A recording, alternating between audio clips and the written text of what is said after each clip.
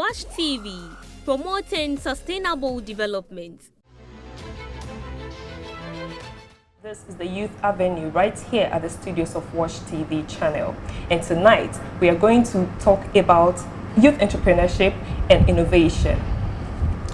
So, as I stated earlier, what we do here is to bring in the big men and women who are out there, okay, who are already there, to show us how to also get there. And tonight we are so honored to have the CEO and the general manager of Upper Workspace right here with us at the studio. Mr. Erasmus Mensah Akon happens to be the founder and CEO of Upper Workspace. Mr. Erasmus, you're welcome. Thank you. And also somebody I like to call Auntie Alberta. Yes, Alberta Brown Ollens. She is the general manager of Upper Workspace. Auntie Alberta, you are welcome. Thank you. This is the Youth Avenue, and all that we do here is we address issues that hinders our growth as youth. You're warmly welcome, and we are honored to have you here.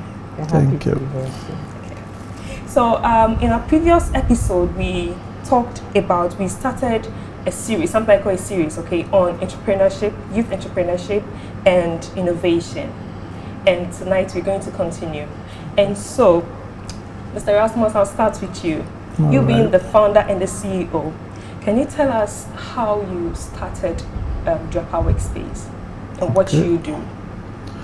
Okay, so let me start with what the Upper Workspace does. Okay. The Upper Workspace is a business hub where we focus on skills development and entrepreneurship. We believe in helping to reduce the high rate of youth unemployment. And we believe we can do that by helping the youth to acquire skills that they need to either gain employment or be able to employ themselves.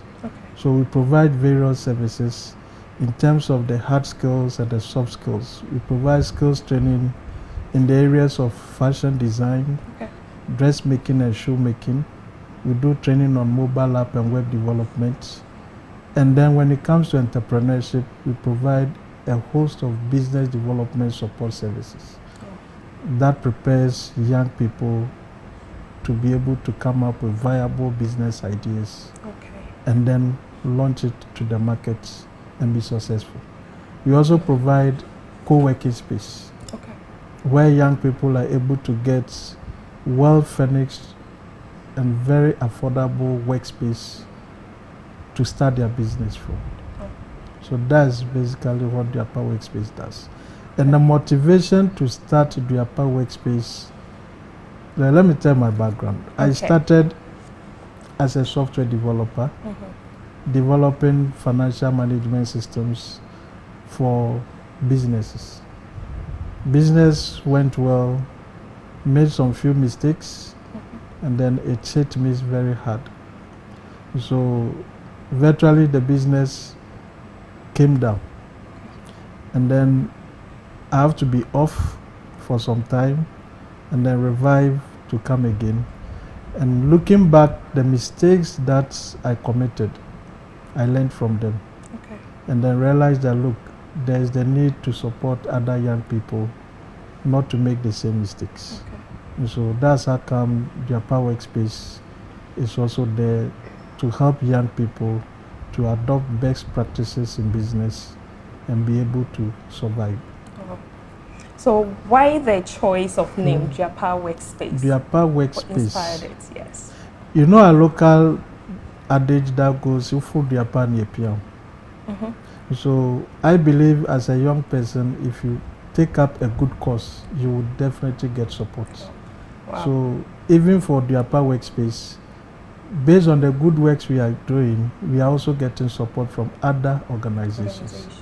So it's reciprocal. We also come back to those that we are supporting. So long as you take up a good course, we are there to support you. So there's the local adage, "Ufu diapa ne piano." The workspace, as we know, we want to get people a comfortable place to be innovative, creative, and come up with ideas. So using the word workspace, you know, our spellings is very unique. Yes. And it comes from two countries. Okay. The work in African WERK is from African, which is South African language. That's how they spell work. Work. Okay. And when you go to Germany, they call it Werk. Werk. With the same spelling, WERK. Okay.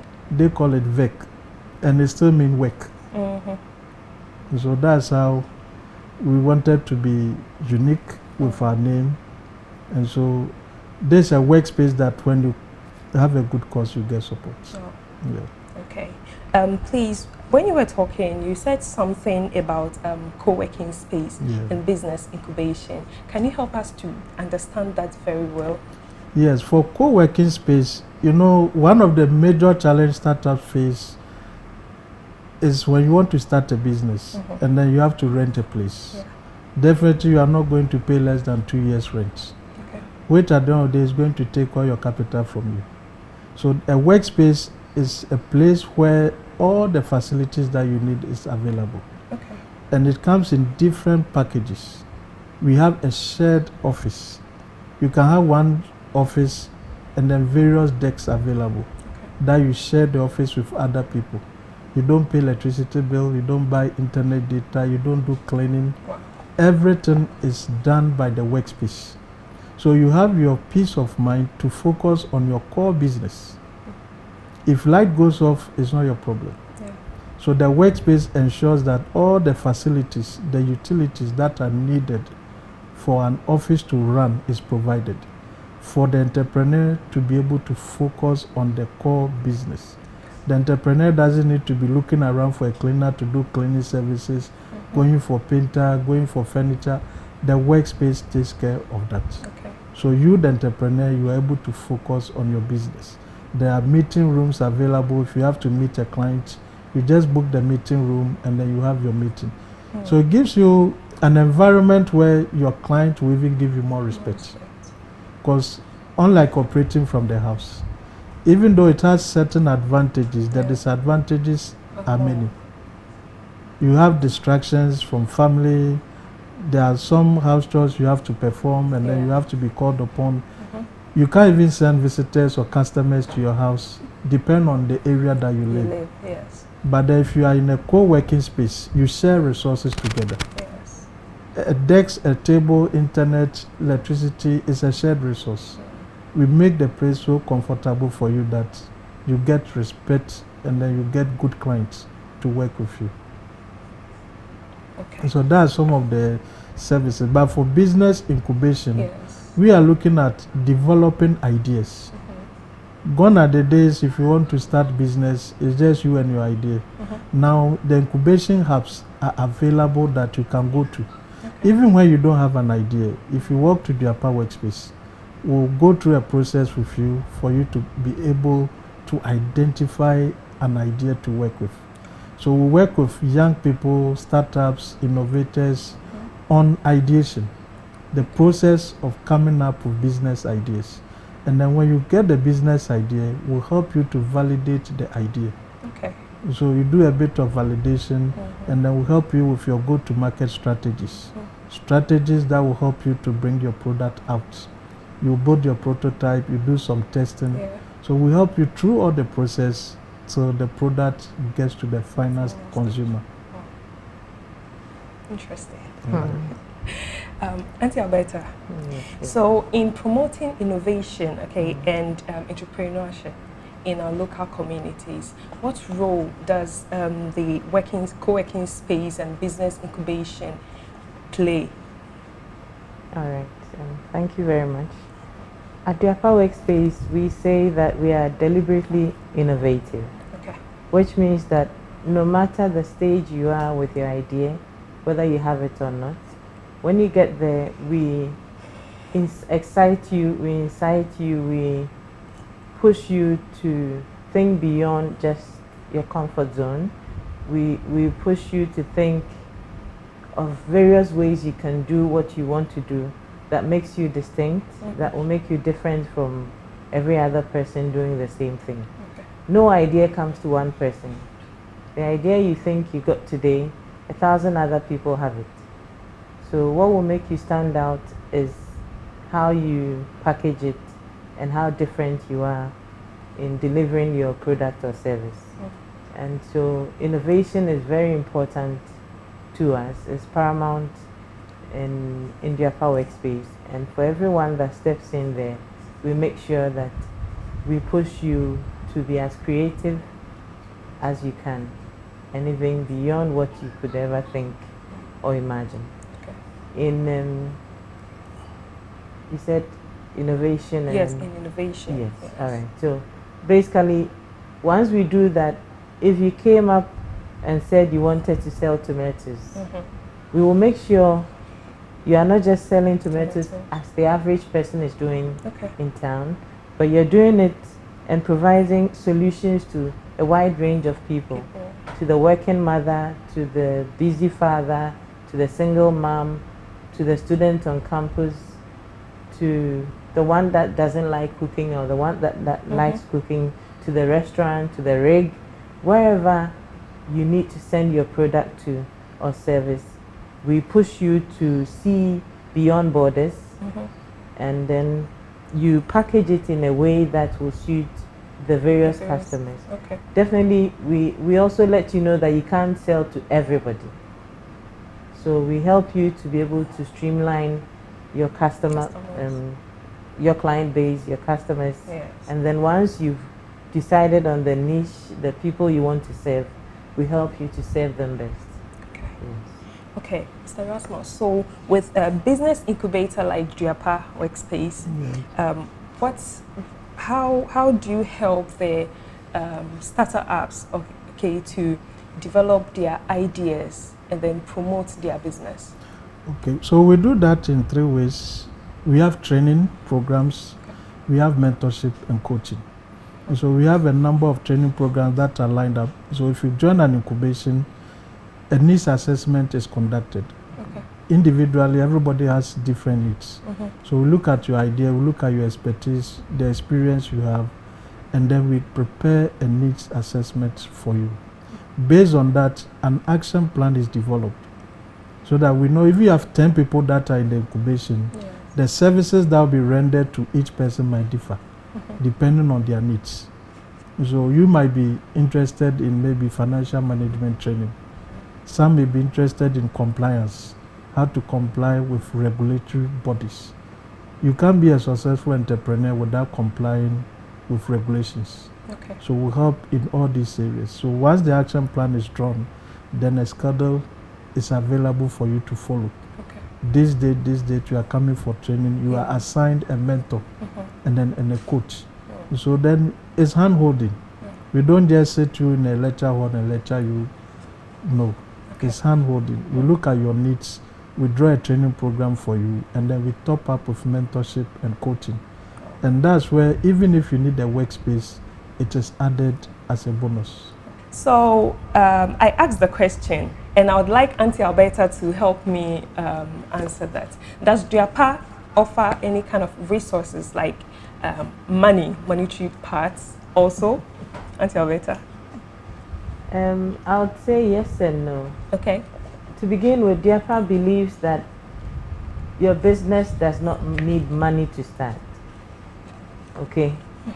You need the idea and you need the right support to put it in shape, which we will do with you without you paying anything to begin with.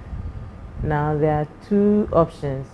It's either we are supporting you and then we will link you to financial houses that will give you the financial support you need, or if we find you viable after you've gone through the incubation, after you've gone through our basic processing, and we think that this is a viable business, we can also support you financially at the stage where you need money. And it's either we have equity in the business, or we partner with you, or we even find other young people who are in the same line of business and put you together as a team to work. Okay, you may come as one person with your idea, but then we help you to understand that you are not the only one going to do everything by yourself. So if there are other people around that have the same idea, we put you together, you brainstorm, and then you form partnerships. Okay. And most local businesses, young businesses, don't grow that old, don't survive, because everybody wants to do everything by themselves. But we realized that if you partner with like-minded people, you give your business the boost and it gets the support it needs. As I said, if somebody, you will need money to take a car from one point to another, and you are in a team where one person knows someone at that point, or even lives close by, then what you need is not money, it's the right connections. So yes, I want to go back and say, Diapa, we believe that business does not start with money. It starts with everything else, and then there's a point you will need money. And when you need money, yes, we have partnerships with other financial institutions. We also encourage you to open an account. The little you have, you run your account. After a while, the banks will come chasing you. Okay? But as I said, you don't always need money to start a business. Well, we think, I would say the youth now, we get to think that probably whatever you're going to start, anything, let's assume you want to sell something, you definitely need some money to go and purchase what you want to sell before you'll be able to sell. And so that's actually what we mean by we need a capital to start a business. You don't need it. You don't need what the money. do you want to sell? Okay. Then I Whatever can take you want to through sell. a step for you to get it. So give an example of something. Okay, I should give an example. Yes. Okay, so probably I want to sell like these slippers. Slippers. So if you need to sell slippers, look, there are shanties. Go to Kantamantu. They stand at the storefront of someone selling slippers. They serve the person. They get to learn from the person. They build some credibility. Then now they take one and then roam around. If you are interested, try me back. They go and collect the other one and then sell to you. Go and pay the shop and take their profits. They didn't start with money. Okay, so what if... And these are businesses, there are a lot of businesses you don't need money to start. You have to have a good credibility with people. Have a good name. Build relationship with people. For you to be successful, it's not all about what you know, but who knows you? You get it? If you know people, people will connect you. So you just need to build a good credibility for yourself. Have good relationship with people. You don't have the money. Other people have it. So we train you on how to use other people's money. It's one way of investment. You need to learn. It's a skill. You need to learn how to make use of other people's resources. And when you come to Diapa, one way of supporting you is giving you our resources, not only in the form of cash, the office space. You can just come, I need a place to work for 2 hours. So long as the idea is good, we believe we also want success stories. We want SMEs that we can be proud of. So if you come and you have a good idea, we are more than willing to give you free service. So I do macrame. I don't know what that is. So macrame is more like using cords, cord, ahoma, threads of any type, to make bags, to make shoes, like slippers, everything. And these materials that we use for the work, you need to still buy them, like usually even outside. We don't really get them readily here. Those that we get here, they are limited to its users and then all of that. So I have this idea. Now I don't have a place that I do my work. I don't have the money to go in there and then purchase the materials and come start my business. So what help does Diapa offer for me? For the space, it's assured. But then the material, if you are starting a business and the raw material is difficult to get, then now you talk of sustainability. How are you going to sustain the business if you don't find the raw material? Are there alternate raw materials that can solve the same problem? Can you look at recycling? Can you find other raw materials that you can use in place of the raw material that you intend to use that is difficult to get? So we'll help you with all these areas for you to identify even some waste materials that can easily be converted into raw materials. And that will serve the same purpose. If where you are looking for your raw material is difficult to get, there's nothing much you can do. So you look for alternates to that particular raw materials. But if, let's assume what you are looking for is readily available, and you don't have money to get it, it's all about, like we said, who knows you, whom you know. For whom you know, because you know the person, you have to go to the person. Or somebody knows somebody. They will link you up. One way of running business, I will always tell young people, never pay cash when you can credit. If you have good credibility with the person, you have good records, good relationship, you can get things on credit. You don't go for high volumes. You go for little ones that you can easily pay back. And with time, you are getting a good credit line. It will get to a point that they will be chasing you. Won't you come for goods? Won't you come for products? You get, but when you collect and you don't pay back, you've lost it. You've lost it. People who go into business, they will tell you, "Me pesa medical." Every businessman owes. It depends on what you are owing on. Not borrowing to go and buy mobile phones, fancy phones, go and buy fancy cars. Buy things that will not help your business. You are starting a business, you need laptop 10,000, 12,000. When the same work, can be done. A laptop of 2,000, 3,000 can do it. You just want to be flashy, fancy person, showing off. It won't help your business. So there are so many ways of cutting down on your expenses. And there's one key thing that you need to look at: bootstrapping. Whoever will help you, what have you done yourself? You just walk about, I have an idea, I want to do this, until you put in your own resource, no one will be willing to help you. If you believe in yourself and you believe in the idea, you will sweat for it. You will put in something. Even if it is your time, you devote your time to it. And people will see that devotion that you've made, and they will be willing to support you. But if you walk about nothing done and talk about ideas, you will never get support. So start with little things that doesn't require much effort. We all have big dreams. Do you know my dream? My dream is to buy a whole of Anaji, convert Anaji into the Upper Workspace. When will I get there? Gradual. I can't sit back and be dreaming of owning the whole of Anaji as a Upper Workspace. It's not possible. So gradually, we have one workspace. Now we've added the second workspace. You see, it's step by step. Step by step. Right.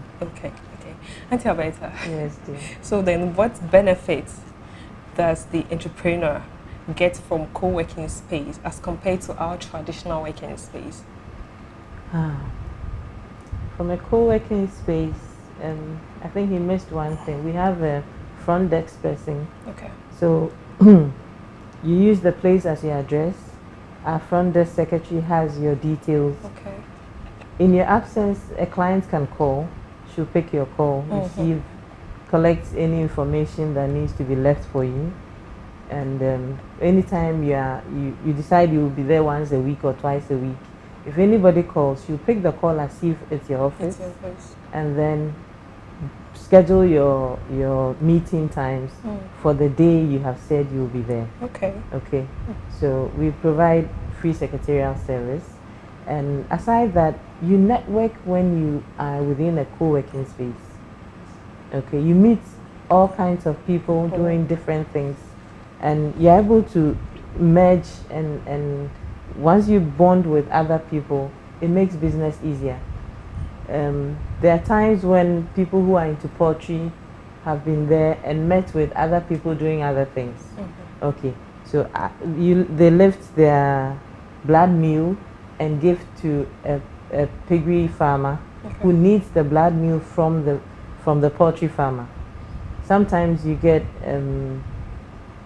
people needing aprons, and there's someone who is into sewing, and so the person gets to pick that business. And the poultry farmer has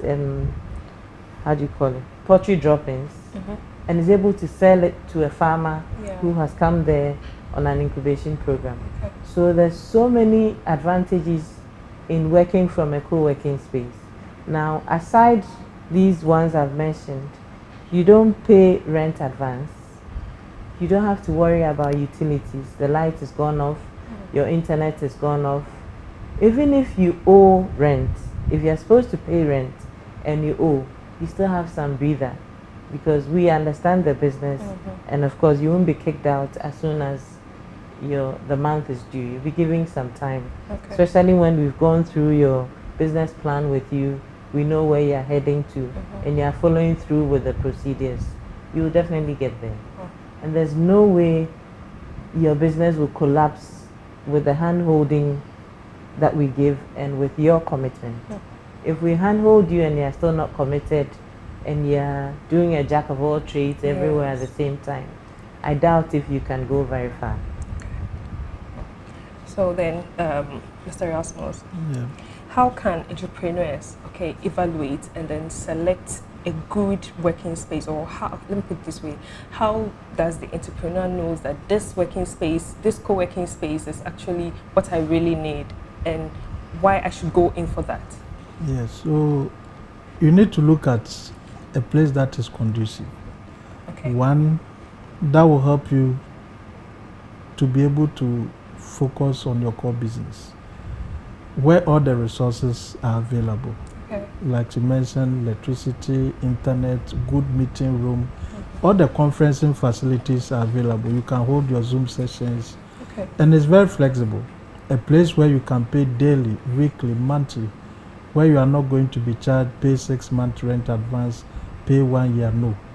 Something that will get you to be able to get enough capital for your business, rather than investing in other resources which doesn't directly have effect on the business. So a good workspace will provide you this service, high-speed internet. Even to the extent that there should be a restroom. It's a collaborative environment. You need other games, indoor games, activities around. Once a while, there should be a networking session. If there's no networking session, the place looks boring. You need to brainstorm with others, share ideas. You have the opportunity to even go out on an outdoor excursions. We take entrepreneurs on educational trips. They visit other industries, other businesses, talk to other people, see how they are doing, what they are doing, learn from them. Most of the time, we need to also learn from mistakes others made, rather than their success stories. You get it? So a good workspace will make all these things available for you. For legal services, if the workspace has a lawyer, you easily benefit from it. An accountant at the workspace can easily give you financial advice. Something you are not charged for. You get it? Ms. Abeta, would you like to add anything? To add to it, I'll say the first thing would be to look out for the values of the workspace that you want to consider choosing. If you get there and you check their values, you check their vision statement, mission statement, and it's in line with what you want to do, is a first sign that you're at the right place. So then, is there any notable success story of somebody who went on these somebody who embarked, who joined the co-workspace? Any success story, Answer better, or Mr. Erasmus? Yes, we have a lot of them. We have someone, Ready Rent. You can just check it on Google or go to Facebook, search for Ready Rent. Ready Rent joined an in-house mobile app development training program, 6 weeks from scratch. After the training, they went through incubation program, and adopted incubation program. They were able to pitch in-house and qualified to go for a national pitch. The national pitch went on, and then they came back to Takoradi, still eager to work on the idea. The Upper Workspace, we have what we call incubation agreement. Now we signed an agreement with them because we believe in their vision. We've also signed an agreement with them, taking part of the ownership of their startup and then helping them to continue the development of the idea that they came with. Now Ready Rent is launched and it's working. We have 4 SMEs that joined the Upper Workspace that have been able to get grant funding Grant funding is funds that you are not even paying back. You are not paying back. 3 of them last year had 440,000 Ghana cedis. Wow. 440,000 Ghana cedis. You get it. So we prepare you on investment readiness. And then there are a lot of them in the pipeline with success stories that are yet to even be published. So these are the notable ones that you can easily Google on. We have Vida Enieje from Eniwaso Garment, doing very well. It's a garment factory with all the industrial machines. They can sew 200, 300 uniforms in a day, and located at Intraban. We have XMO. XMO is into selling of fresh farm eggs and then chicken. Wow. And then the innovation that she has is into converting the raw eggs into egg powder. Okay. Egg powder. So it preserves what? Okay. The egg. So you will eliminate that wastage that comes. If you keep the egg for a long time, you know it will spoil. Yes. But then once it's converted into powder, you can just take the powder, add small water, mix it and fry it. Wow. So there are a lot of innovation that we help them to come up with. And she was part of the challenge fund, those who won the green challenge fund. Okay. You get it.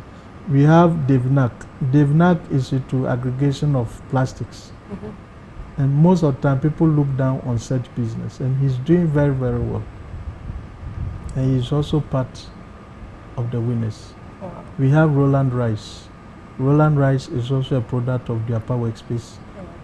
He went through 6-month business development support and is working on over 300-acre farmland, Wow. cultivating local rice. And the local rice is soto. Wow. Wow.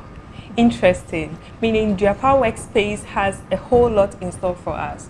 We looked at how the entrepreneur can choose the best workspace, co-working space.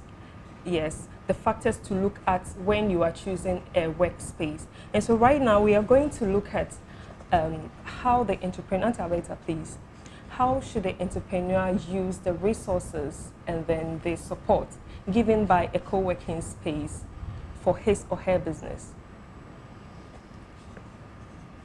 All right, so an entrepreneur who's gone out to look for co-working space, yes, definitely has an idea.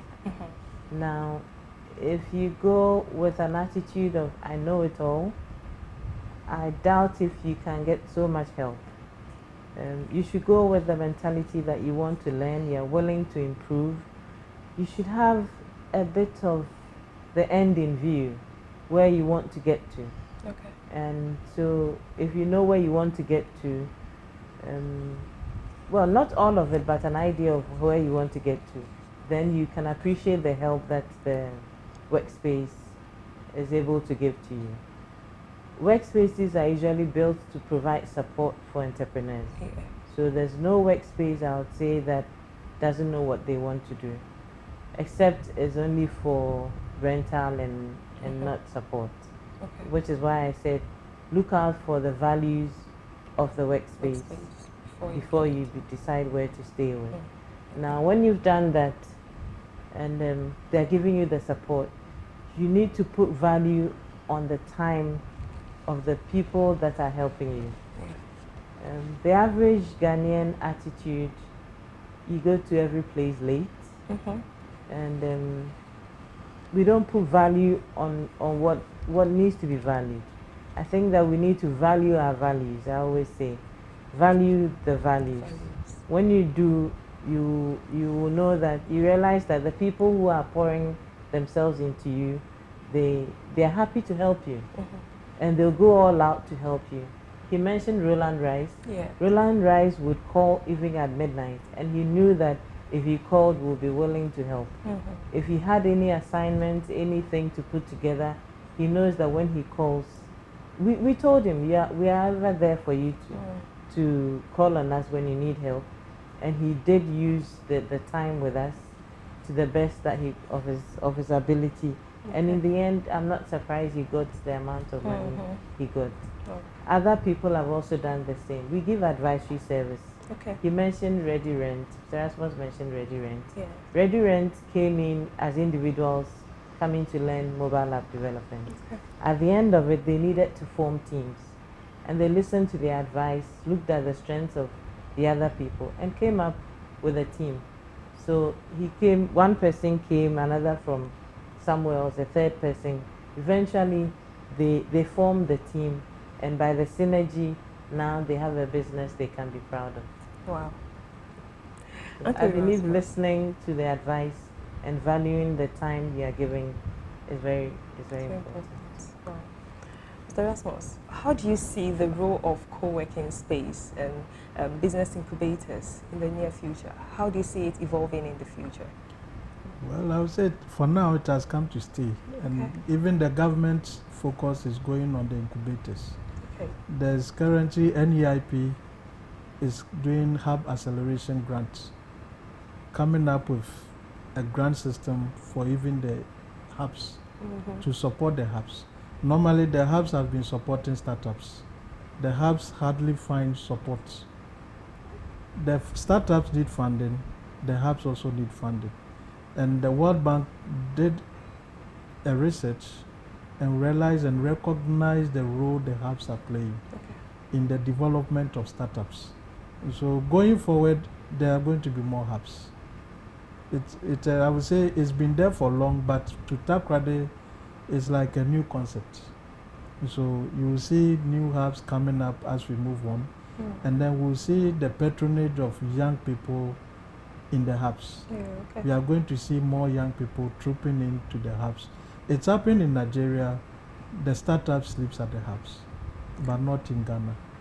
So we are looking at a situation where just today we're discussing, if we have to run our hub 24 hours, we are willing to do it, because we are eager to help reduce the high rate of youth unemployment.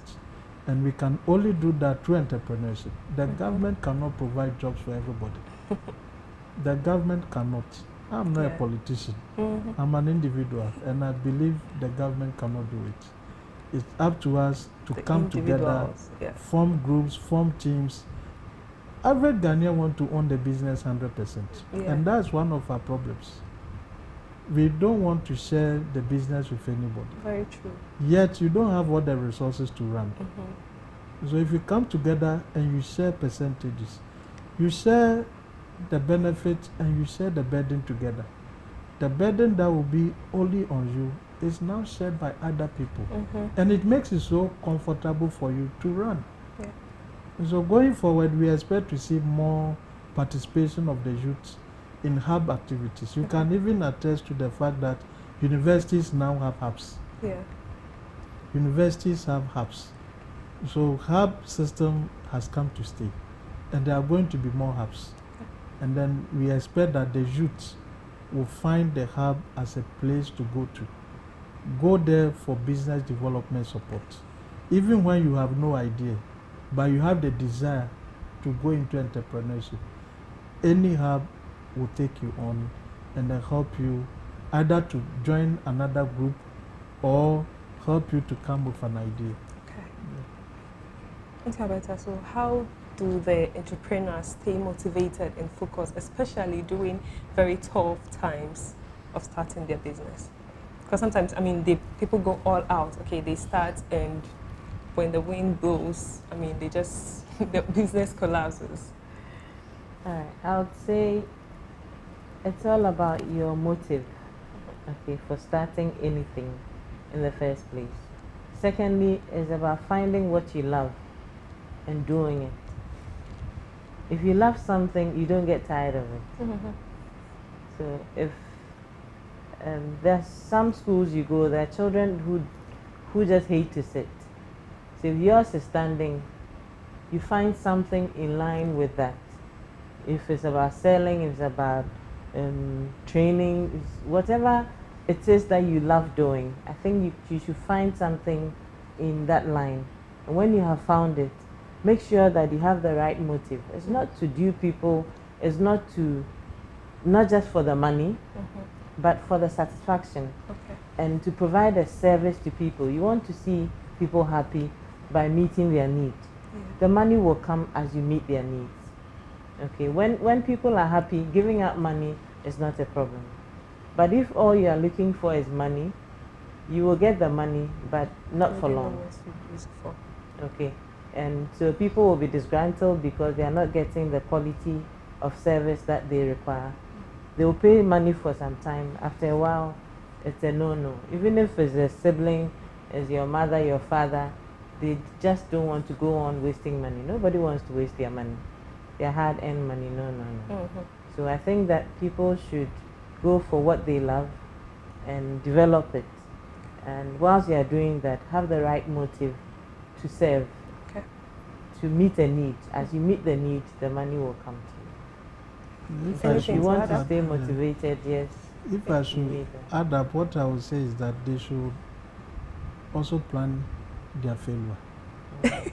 Most startups think only of success. They don't plan their failure. You need to plan, and you need to have an exit plan. You should know when you have to exit. You should know that, look, I'm running this for 2 years. If it doesn't work, I'll quit. You can't be pushing in all your resources when it is not working. You need to pause at a point, re-strategize, look at what is causing you not to succeed. Most don't do that. If you talk to a startup and you ask this business what will cause it to fail, it will tell you it won't fail. Who told you? There are a lot of businesses that started and they failed. Yes. What different are you bringing that will cause you not to fail? Every business can fail. So what is your plan in case the failure happens? So we need to plan our failure. If you plan your failure, when you are failing, you will know you are failing. And then you can have your measures to correct it. But all that you think of is success, you find yourself wanting as well. So for me, one thing I've learned is you need to plan your failure. And then when you are failing, you will know you are failing. Once you have planned it, you will know when to also exit. If it is not working, you stop. Go and re-strategize. Find new. I'm not saying quit that business. Yes. Pause. Take a break. Review what you've done. Sometimes you need to just make some change. Maybe your customer service is causing you to fail. And most of the time too, people don't talk to customers before the product comes out. They sit in the comfort of their home with all the ideas, thinking that this is what the people need. The fact that you have that problem doesn't mean everybody has that problem. So you identify the problem, go and talk to people, get their opinion, develop the prototype, and that will help you to come up with what I call fail fast and learn fast. If you have to fail fast and learn fast. If you fail fast, it doesn't cost you much. Failure that is supposed to happen in 2 years, assuming it happens in 2 months, how much would you have spent in 2 months compared to 2 years? You would have spent less. And then you can now have failed. Yes, let me go back to the drawing board. Find why did I fail? What can I do better? And then come up again. But if you keep doing the same thing, even when it is not working, and that's where total failure will catch up with you. The little failure that we face, we call it challenges. They are not the total failure. You get it. So you need to plan it. Plan your failure. Plan your failure. Know that, hey, I can fail. These are the things that will cause me to fail. This is what failure looks like. So that when you are failing, you know you are failing. It. Then you can now sit back and make some changes. Okay, so now looking at technology and innovation, Mr. Erasmus, how do you see it's influencing entrepreneurship in the near future? Yeah, I don't know whether you say TikTokers are entrepreneurs. Because technology has given us a wider market. Wider market. You can sit at the comfort of your mother's kitchen, prepare food, and sell to people in different places. So you can't survive as an entrepreneur without adopting technology. Your business should be tech enabled. We are not saying it should be a tech business, but the business should be tech enabled. In case you are using even an online delivery system, you are tech enabled, where people can place order online and then you can just call a delivery person to pick it up and deliver. You don't need to open offices and branches all over. By you adopting technology, your market is wide. There are a lot of online collaborative tools that you can adopt as well. Okay. You don't need to travel to Accra for a meeting. You can just use the service of Zoom, Google Meet, and have your meeting. Talk to the client. The client sees you. Business is done. When it comes to delivery, then you can now move. If you have to be there physical to deliver, then you deliver. But then there are a lot of collaborative tools. You can't survive as an entrepreneur if you are not tech enabled. Okay. So I'd like you to briefly tell us about the upcoming Takoradi program, the Startup Takoradi program, briefly. Right. Startup Takoradi happened to be an in-house networking event. Way back. We started Startup Takoradi as an in-house networking session where young people meet to discuss business ideas. Sometimes it can be on marketing, it can be on customer relationship, it could be any topic. And then we end up with fun games and then we close. We get to know ourselves, connect, and then we share knowledge. Last year, we thought, look, this has been in-house, let's take it out. And then we started talking to other few people to come on board as partners, help us to organize this event. And our target was 100, and we were way beyond that. We had it at Takoradi Mall. We had a series of sessions, pitching competition, presentations by panel of experts, and then it went well. And this year, we decided to replicate, come up with Startup Takoradi 2023. We are looking at the same Takoradi Mall, and we have partners on board. And the date, is the date out yet? 30th, 31st, 1st April. 30th, 31st is 2 days boot camp, in-house. We'll be doing business development training for those that would like to present their business idea to win cash prizes. This year, the winner for the pitch competition is taking 5,000 Ghana cedis. The second is 3,000, and then the third is 2,000 Ghana cedis. And we have a sponsor from UK, PayAngel. PayAngel is a payment platform that helps people to receive remittances right onto their mobile wallet. And so they are taking care of the cash prize for the pitch competition. We just want to encourage young people to adopt the concept of entrepreneurship. So rather than seeking for job, they should think of creating jobs. So who qualifies to register for this program? It's open. This is an open program. Whether you are an innovator, whether you are now seeking to enter into entrepreneurship, you can join the program. You just have to register. You go to our Facebook page, just search for Startup Takoradi. You'll find us there. Search for the Upper Workspace, you'll find us. And then you'll be able to register to participate in the event. It's free. You are not paying anything for the event. You are going to get Item 13 also provided.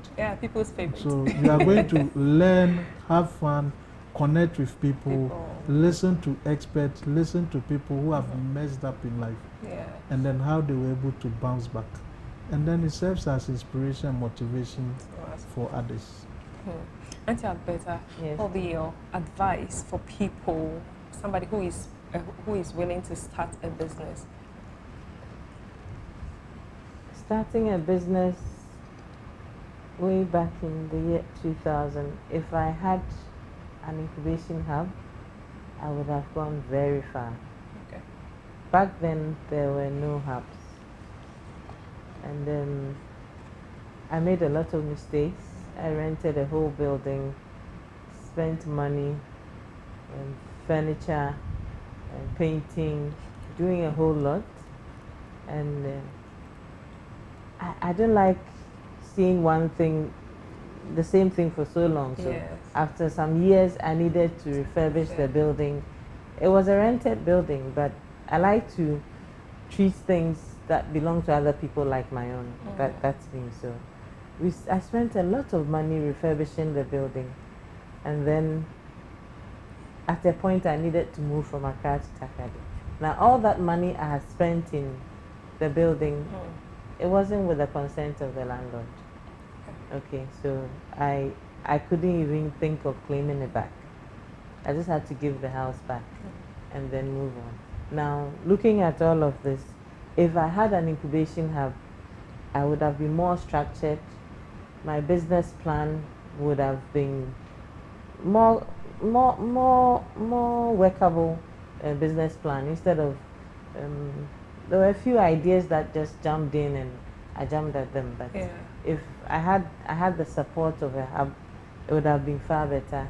I would have managed my finances better, my bank inflows and outflows better, the staffing would have been better. There were points where, knowing now what I know now, I know there are staff that came in, not because I really needed them, but their family that needed, other people I knew that needed a job, so job for the boys kind of. So I would advise that every young person who wants to go into entrepreneurship, please check in to a hub. Let them guide you. Even if you have to pay something to get the service, very often we don't value free things as much. Let it cost you something. And then when you go back home, you will place the value you have spent on the advice you have received. Okay. So when things become tough, remembering how much you have spent will even keep you back on track. Okay, so my advice to every person, young or old, who wants to start a business, sometimes we have old people coming in and saying that they started, they didn't do well, but they still want to go on. They'll come in and then we give them the guidance we need to give them. So every young person, every old person, anyone who wants to go into entrepreneurship, please get into a hub. If there's no hub close to you, come to the Upper. Our arms are wide open. Where are you located? Is it only here in the Western region? Only in the Western region. Anaji. Okay, Anaji. Yes. Okay, so Mr. Erasmus, thank you so much. But in 30 seconds, please, let us know advice you have for those of us out there who are willing to start something. Yes. My 30 seconds advice would be: 1, stay focused. Stay focused. And my focus, I define it as follow one course until success. One course. Plan your failure and have a mentor. Wow. Less than 30 seconds. Less than 30 seconds. Thank you very much. And so we've come to the end of tonight's episode of the Youth Avenue.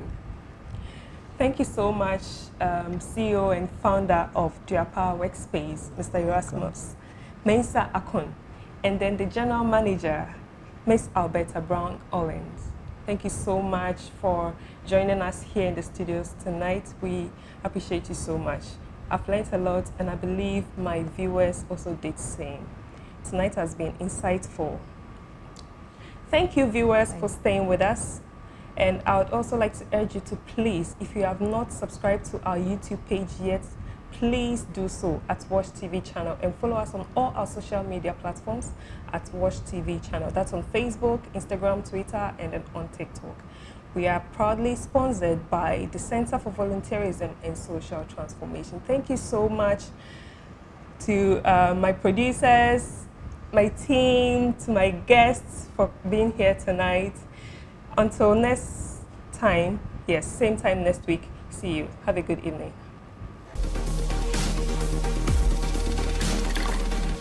Watch TV, promoting sustainable development.